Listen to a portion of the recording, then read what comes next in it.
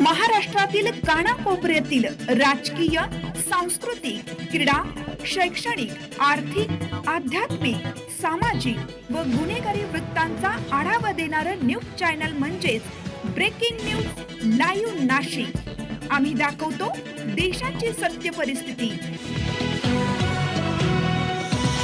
तो दिवस आहे, काय सांगणार प्रचाराचा?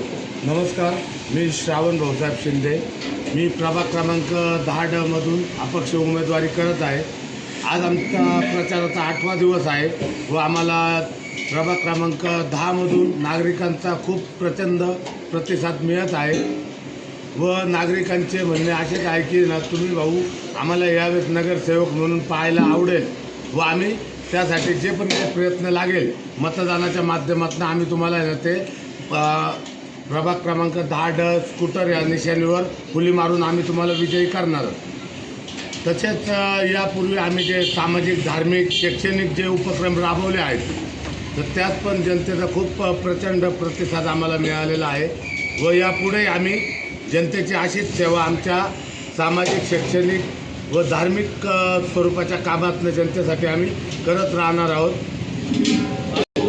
आज आमचं प्रचारपत्रक गुंठेवारी या परिसरात आम्ही पोहोचवलेलं आहे व तसेच काही मतदार आपले प्रभाग क्रमांक 9 मध्ये सुद्धा त्यांचे मतदान असल्यामुळे म्हणजे आपले 10 मधले जे मतदान आहे ते प्रभाग क्रमांक 9 मध्ये गेलेले राहायला गेलेले आहे, परंतु त्यांचे मतदान हे प्रभाग 10 मध्ये आहे।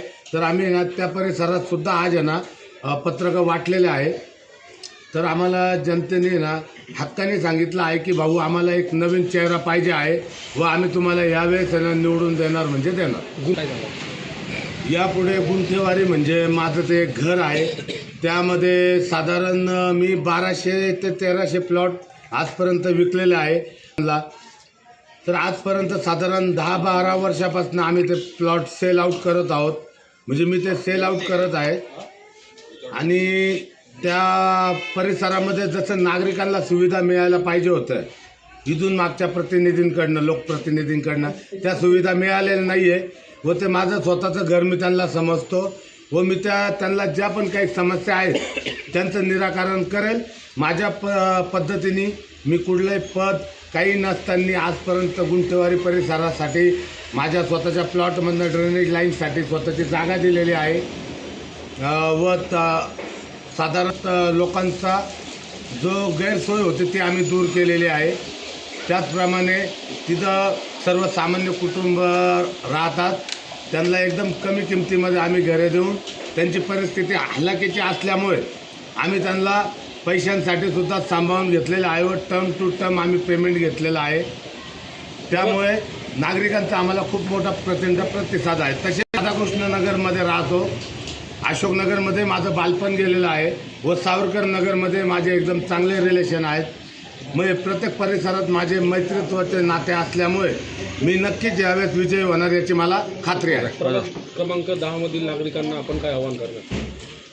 प्रभाग क्रमांक 10 मधील नागरिकांना मी हे आवाहन करणार की पक्षाने माझी ऐनवेळेस उमेदवारी डावलल्यामुळे मला नाईलाजास्तव अपक्ष म्हणून उमेदवारी करावी लागत आहे व मी ती करणारच।